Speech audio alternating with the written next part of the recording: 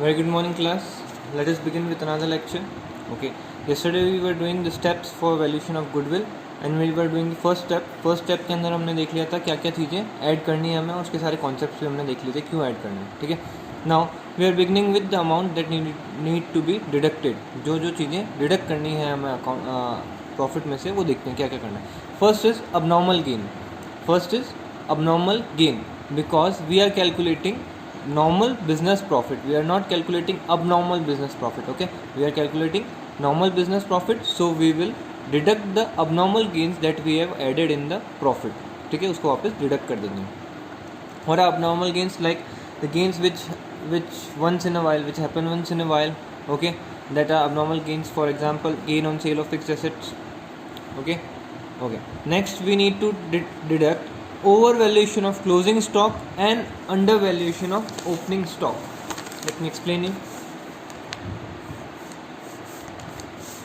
Okay.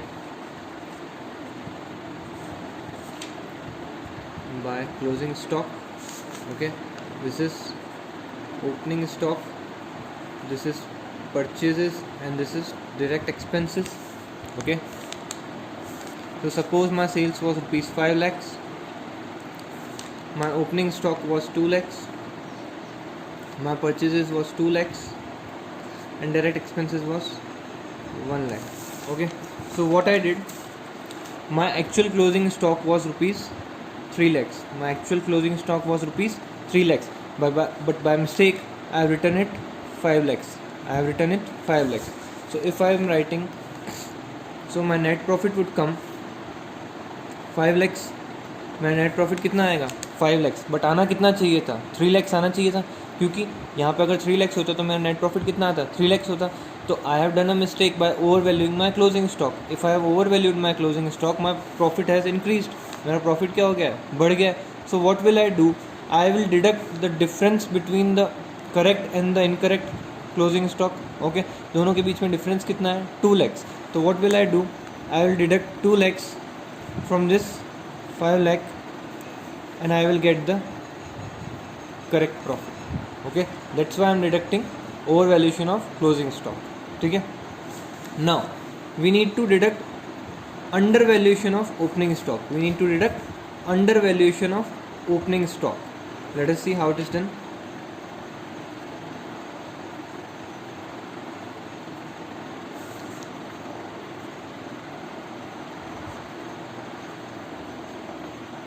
So again we have 5 lakhs of sales and we have our closing stock of rupees 5 lakhs. Okay, purchases are of 3 lakhs, direct expenses 1 lakh into GP. ठीक है. So what I have done, my closing stock actually was rupees 5 lakhs. कितना था मेरा actual closing stock 5 lakhs का था. But what I have done, I have return it here 3 lakhs. मैंने 3 lakhs ही लिखा. So what happen, my GP comes to 3 lakhs. मेरा GP कितना आ गया 3 lakh आ गया. But this is a wrong GP, क्योंकि अगर मैं यहाँ पे 5 lakhs सही लिखता तो मेरा GP कितना आता 1 lakh ही आता. तो मैंने क्या किया है, what I have done, I have under valued my opening stock and I have inflated my GP. मैंने अपना GP को गलती से बढ़ा दिया है. So what will I do, I will deduct the difference between the correct opening stock and the incorrect opening stock. So what is the difference, 2 lakhs. So what will I do, I will deduct rupees 2 lakh. So it comes to rupees 1 lakh. My GP comes to 1 lakh. This is my correct GP. So इसीलिए हम लोग क्या करते हैं, over valuation of closing stock and under valuation of opening stock को क्या करते हैं, लेस करते हैं. Now you will see that we will get confused. हम लोग over valuation of opening stock add कर रहे थे, under valuation of closing stock भी ऐड कर रहे थे. हम कैसे याद रखें. So you need to remember only one. एक याद रखना है आपको. सपोज आपने याद कर लिया over valuation of opening stock add करना है. क्या याद रखना है आपको हमेशा, दिस इज़ अब मैं मैकेनिकली बता रहा हूँ, मैंने कॉन्सेप्चुअली आपको पूरा समझा दिया. अब एग्जाम टाइम में क्या करना है हमें पेपर में, you need to remember just one. क्योंकि अगर ये सब करके देखोगे पूरा कैसे होता है तो टाइम वेस्ट हो जाएगा. सो हम लोग क्या याद रखेंगे, over valuation of opening stock we add over valuation of opening stock, that's it. This is only you need to remember. So automatically उसका उल्टा ओवर वैल्यूएशन का उल्टा क्या होगा? अंडर वैल्यूएशन, और ओपनिंग स्टॉक का उल्टा क्या हुआ? Closing stock. सो एक और चीज़ क्या ऐड करनी है हमें? Under valuation of closing stock. ठीक है, नाउ अब लेस क्या करना है? लेस करना है तो इसका रिवर्स लेस करना है। Over valuation of opening stock add किया था अपन ने, तो हम लोग इसका reverse under valuation of opening stock क्या करेंगे? Obviously will less. और अपन ने क्या किया? Under valuation of closing stock add किया था, तो उसका reverse over valuation of closing stock क्या करेंगे? लेस करेंगे। या आपने देखा over valuation of opening stock का उल्टा आपने क्या किया? Under valuation of opening stock less किया, तो इसका पूरा रिवर्सल क्या, इसका पूरा उल्टा क्या होता है? Over valuation of closing stock, तो वो भी क्या करना है? लेस करना है। आई होप आपको ये टेक्निकल मैकेनिकल चीज़ समझ में आई होगी। नहीं तो क्वेश्चंस करेंगे तब और देखेंगे। ठीक है, और हमें क्या लेस करना है? We need to less non recurring incomes. We need to less non recurring incomes, the incomes which are incurring to us, जो हमारे पास आई है वंस इन अ वाइल, कभी से आ गई, बाय चांस कुछ ऐसे लॉटरी वॉटरी लग गई, उससे कोई नॉन इनकम आ गई, तो वो वाली है, क्योंकि रोज़ रोज़ नहीं होती, नॉन रिकरिंग है, वापस रिकर नहीं होगी, हमें पता है। Now income from non trade investments, income from non trade investments, investment से किस चीज़ की इनकम होगी? इंटरेस्ट इनकम होगी आपको हमेशा। ठीक है, तो या प्रॉफिट का हो सकता है। ठीक है, तो इंटरेस्ट इनकम, इनकम मानेंगे अपन, सिर्फ क्या ले रहे हैं? इनकम ले रहे हैं, प्रॉफिट लॉस नहीं ले रहे हैं। तो इनकम क्या होता है? नॉन ट्रेड इन्वेस्टमेंट की इनकम को क्या करते हैं अपन? लेस करते हैं। सबसे पहले let me explain you what is trade investment and what is non trade investment. Okay, trade investments are that those investments that are made in another enterprise for the furtherance of own business। मतलब अपना business करने के लिए, अपना business चलाने के लिए जब अपन कोई इन्वेस्टमेंट करते हैं तो उसको बोलते हैं trade investment. For example, you have taken an agency of PepsiCo, आपने क्या किया? पेप्सी की एजेंसी ली कि आपके पूरे राजसमंद में आपके यहाँ ही पेप्सी चलेगी, पेप्सी बिकेगी। ठीक है, आपके यहाँ ही पेप्सी मिलेगी। You have taken a wholesale dealership, और you can say you have taken a agency. So what will happen? PepsiCo will ask you to keep some security deposit with them, आपको उनके पास कुछ सिक्योरिटी डिपॉजिट रखना पड़ेगा। Suppose कर लो you deposited them 50 lakh rupees, आपने agency का काम लेने के लिए आपने उनके पास सिक्योरिटी डिपॉजिट में 50 लाख रुपीज़ रखे। तो this 50 lakh rupees you have given them to do the business, आपने वो एजेंसी लेने के लिए, आपने वो डीलरशिप लेने के लिए, बिजनेस करने के लिए आपने उनको 50 लाख का डिपॉजिट रखा है। So that deposit is an investment. वो कहाँ शो करेंगे हम लोग? बैलेंस शीट में, तो इन्वेस्टमेंट में आएगा। So this investment is done to do the business, for the furtherance of business.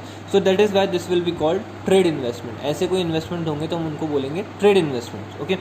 Now what is non-trade investment? Non-trade investments are that which are made to earn revenue by investing extra money. Non-trade investments क्या हो गए? हमारे पास कोई extra पैसा पड़ा है, extra पैसा पड़ा है तो अपन ने क्या किया? किसी और कंपनी के शेयर्स परचेज कर लिए, किसी के डिबेंचर्स परचेज कर लिए। ठीक है, we purchase some bonds. Okay, we have fix deposit, अपन ने फिक्स डिपॉजिट करा दिया बैंक के अंदर, तो उस इन सब पे जो इंटरेस्ट आएगा या डिविडेंड जो भी आएगा, कुछ भी इनकम हो रही है इन सब चीज़ों से, so this is our non trade investment, because we have not done for the purpose of business. हमें बिजनेस चलाने के लिए नहीं किया, हमने सिर्फ एक्स्ट्रा इनकम अर्न करने के लिए, हमारे पास एक्स्ट्रा पैसा पड़ा था तो हमने उसको कहीं लगा दिया ताकि हमारे एक्स्ट्रा इनकम हो सके। So this is not a trade investment, these are non trade investment. Okay, so any income coming from non trade investment is not our business income, ये हमारी बिजनेस इनकम नहीं है। So that is why we will deduct it from the profit, हम लोग deduct कर देंगे profit में से। Okay, one more thing to note, this is very important, that if in the question, if it is given in the question in the balance sheet asset side investment, it is written investment, it is not specified that it is a trade investment or non trade investment, we will always consider it as non trade investment। अगर balance sheet में investments दिए हुए हैं, कुछ specify नहीं किया है कि वो ट्रेड है या नॉन ट्रेड है, हमेशा उनको नॉन ट्रेड मानना है और उनसे जो इंटरेस्ट इनकम या कुछ भी इनकम आ रही है उसको हमेशा क्या करना है? डिडक्ट करना है, लेस करना है। ठीक है, let's move forward. Partners remuneration if it is not deducted, partners को अगर कोई रेम्यूनरेशन दिया है, सैलरी, कमीशन, ओके, कुछ भी दिया है पार्टनर्स को और वो डिडक्ट नहीं किया है प्रॉफिट में से, तो आप डिडक्ट कर देंगे। ठीक है, last, any future expenses like insurance premium, अगर फ्यूचर में कोई खर्चा आने वाला है, इंश्योरेंस प्रीमियम वगैरह अपन करवाने वाले हैं, दिया हुआ है इंश्योरेंस प्रीमियम करवाना है, तो वो लोग हम डिडक्ट कर देंगे, वो हम लोग क्या करेंगे? डिडक्ट करेंगे। ठीक है, done. So what you will get after adding these and subtracting these, you will get adjusted profit. What you will get? Adjusted profit. Here we complete our first step. यहाँ पे अपना फर्स्ट स्टेप कंप्लीट हुआ है. So only first step is typical, बाकी सब तो बहुत easy है. देखो क्या करना है सेकंड स्टेप में. सेकंड स्टेप में we need to find out the average. We need to find out the average. कैसे? We would be given profits of 2-3 years. 3-4 साल का प्रॉफिट दे रखा होगा. फर्स्ट ईयर में जो प्रॉफिट होगा ना 3-4 साल का दे रखा होगा, तो अपन को उसको क्या करना है? एवरेज करना है. How we do the average? We total up the profits given of 2-3 years that we have made the adjusted profit. उनके अंदर अपन ने एडजस्ट कर दिया, तो यहाँ पे 2-3 ईयर्स का प्रॉफिट एडजस्टेड प्रॉफिट आएगा अपने पास. So what will do? We will just add them and will divide by the number of years. जितने साल के प्रॉफिट्स हैं उतने साल से अपन डिवाइड कर देंगे. Suppose we are taking 3 years profit, so we will divide it by 3. We are taking 5 years profit, so we will divide it by 5. Okay, this is how we find out the average profit. Okay, next step is determining number of years of purchase. Number of years purchase, this will always be given in the question. ये हमेशा question में आपको दिया हुआ होगा. Step number 3 is always given in the question. Now step number 4 is our final step. We apply the formula of goodwill, that is average profit that we have calculated in step number 2 multiplied by step number 3 that is number of years purchase. Average profit जो step number 2 में निकाला उसको step number 3 से multiply कर देना है. That is how we will get our goodwill. Okay, ये ऐसा आ जाएगा. Now let us check in illustration. एक इलस्ट्रेशन देखते हैं, उससे और समझ में आएगा. ठीक है, we are taking illustration number 2. Okay, we are taking illustration number 2.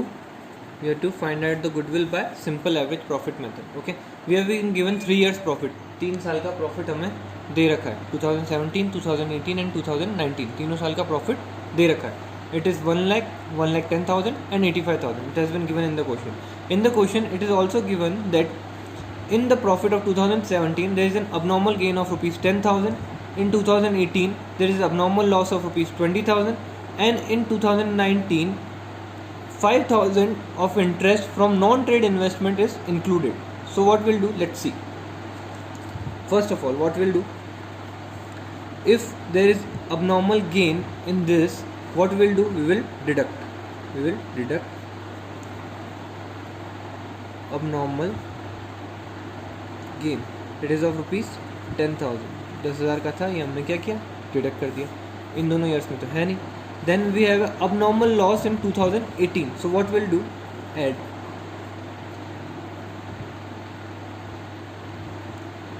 abnormal loss rupees 20,000. We added here. Now there is income interest from non-trade investment. What we do for non-trade investment से कोई भी interest आता है तो what we do, we deduct. हम लोग क्या कर लेते हैं? लेस कर लेते हैं. तो we will less interest from NTI.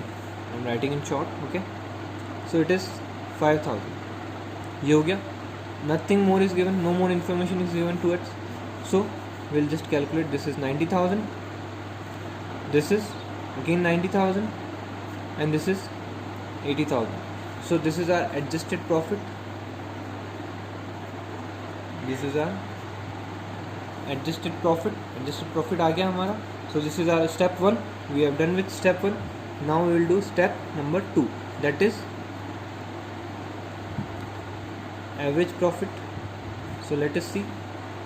90,000 plus 90,000 plus 80,000 divide by कितने साल हैं? 3 साल हैं. 1, 2, 3 3 years are there. So we will divide it by 3. So we will get, okay, sorry, we have done a mistake. We need to add back here. ये add करना है. 1,30,000 हो गया, ऐड करना था. Okay, sorry. So this is 1,30,000. So the total comes to 3 lakhs. Divide by 3, and the answer is 1 lakh. So our average profit is 1 lakh. Now in the question we have been given step 3. मैंने आपको बोला है हमेशा question में ही होगा, तो इधर भी क्वेश्चन में दिया हुआ है number of years purchase. It is given in the question. It is 2 years. It is given 2 years. Now final step, step number 4, that is goodwill. How we find out the goodwill? We just do step number 2 multiply by step number 3, that is average profit multiply by average profit multiply by number of years purchase. Okay, so we got 1 lakh and into 2, so we got 2 lakh. Our goodwill is rupees 2 lakh. This is how we do the question. This was a very simple and very basic question. आगे जो questions आएंगे उसके अंदर बहुत सारे जो adjustments हैं वो होंगे, ठीक है, तो हम लोग वो देखते हैं, ठीक है. Okay, we are taking illustration number 5. We have been given profits और losses of 4 years. First year is 70,000, 16 का 70,000 है, 17 का 1 lakh है.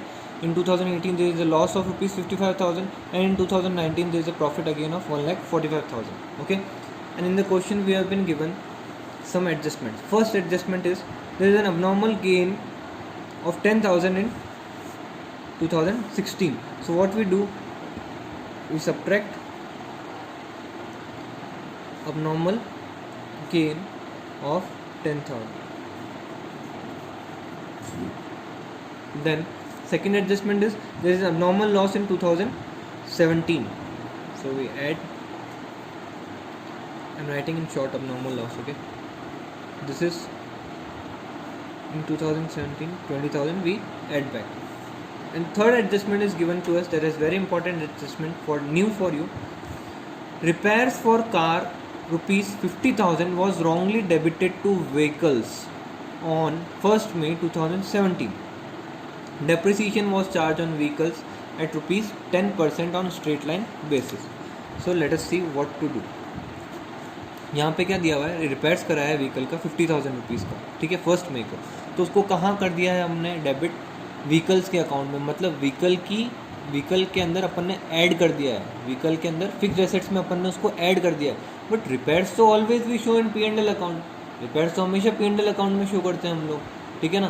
तो रिपेयर्स कहाँ शो करेंगे, P&L अकाउंट में शो करेंगे. बट अपन ने गलती से कहाँ कर दिया है, एसेट्स में शो कर दिया. कहाँ शो कर दिया अपन ने, एसेट्स में शो कर दिया. तो अब क्या हुआ होगा, 2018 1st May 2017 को कराया तो ये 2018 में ही आएगा, मतलब ये 31 मार्च 2017 है, ठीक है, 31 मार्च 2017 है. तो जो 1st May 2017 है वो कौन से ईयर में आया होगा, इस वाले ईयर में ही आया होगा ना. ये तो 31 मार्च को ख़त्म हो गया, ये 31, ये फिर ये वाला चालू हुआ 1 अप्रैल 2017 से लेके 31 मार्च 2018 तक. तो 1st May 2017 इनके बीच में ही आता है, ठीक है. तो अब अपन क्या करेंगे, अपन ने क्या कर दिया, गलती से इस साल में क्या कर दिया, 50,000 जो यहाँ पे लिखना चाहिए था अपन ने लिखे ही नहीं. 50,000 के एक्सपेंसेस अपने को लिखने चाहिए थे तो अपन ने लिखे ही नहीं. तो उससे क्या हो गया, अपना प्रॉफिट जो है या लॉस जो है वो गलत शो कर रहा है. तो what we will do, deduct wrongly debited to vehicles. हमने जो व्हीकल्स के अंदर रॉन्गली डेबिट कर दिया था यहाँ से डिडक्ट करेंगे. तो कितना करेंगे, 50,000 हम लोग यहाँ से डिडक्ट करेंगे. Okay, now there is an hidden adjustment. Hidden adjustment क्या है कि अपन व्हीकल्स पे लगाते हैं 10% स्ट्रेट लाइन बेसिस पे डेप्रिसिएशन, ठीक है. तो अपन ने जब वहाँ पे ऐड कर दिया था इसको व्हीकल्स में, तो अपन ने गलती से 50,000 पे डेप्रिसिएशन भी लगा दिया होगा. बट डेप्रिसिएशन तो लगाना ही नहीं था क्योंकि it is an expense, it is not an purchase of fixed assets. Fixed assets की परचेज तो है नहीं है, ये क्या है, एक्सपेंस है. तो जो एक्सपेंस पे तो कभी डेप्रिसिएशन लगता ही नहीं है. बट हमने क्या किया है, हमने उसको वहाँ पे फिक्स्ड एसेट्स में ऐड बैक कर दिया था, तो उस पर डेप्रिसिएशन भी चार्ज किया होगा. तो अब अपन क्या करेंगे, जितना डेप्रिसिएशन चार्ज किया है उतना वापस क्या कर लेंगे, ऐड बैक कर लेंगे. तो कितना चार्ज किया होगा, 50,000 इंटू 10% इंटू कितने महीने का चार्ज किया होगा हमने. Okay, it is not given पर एनम, इट इज़ 10% ओनली. तो अपन मंथ्स पे कैलकुलेट नहीं करेंगे. अगर 10% पर एनम लिखा हुआ होता तो अपन मंथ्स पे जाते, क्योंकि 1st May को किया है अपन ने खर्चा, तो अपन 11/12 करते. But per annum it is not given in the question, so we only do 10/100.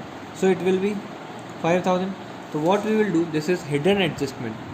I am star marking it here, it is very important adjustment, ठीक है.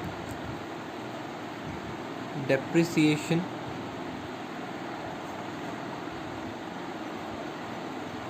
added back, that is rupees 5,000 we add back here.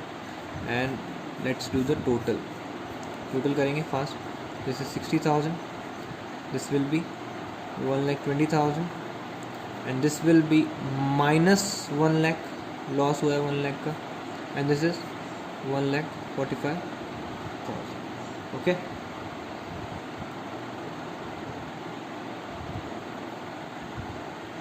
Okay, one more thing, we will also add back depreciation 5,000 here. क्यों इधर भी add करेंगे, आपको explain कर देता हूँ क्यों इधर भी ऐड बैक करेंगे अपन. क्योंकि जो डेप्रिसिएशन अपन ने यहाँ पे चार्ज किया है, ठीक है, मिस्टेक अपन को कब पता चली है, 31 मार्च 2019 के दिन मिस्टेक पता चली है. तो वो ही डेप्रिसिएशन अपन ने इस साल भी चार्ज कर दिया होगा, क्योंकि मिस्टेक तो इस ईयर के एंड में पता चली है. तो ये जो डेप्रिसिएशन है 5,000 का, इधर भी चार्ज किया होगा और इधर भी चार्ज किया होगा. तो इधर भी क्या करना पड़ेगा, अपने को वापस ऐड बैक करना पड़ेगा. ठीक है ना. सो what will do, will add back the depreciation here. It is very important adjustment. ठीक है ना.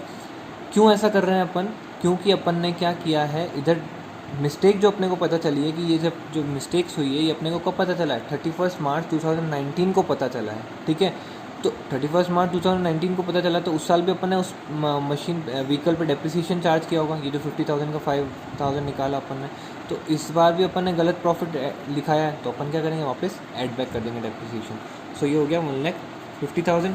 So now step number 2, that is average profit. Will just add all these. Okay. So will get, हमारा answer आ जाएगा इनको सबको add back करने से 2,30,000. आप लोग ऐड बैक कर लीजिएगा. I am not showing the addition and subtraction thing. Okay.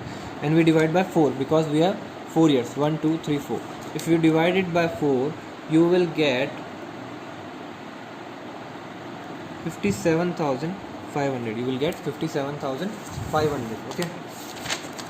Now in the question we have been given step number 3, number of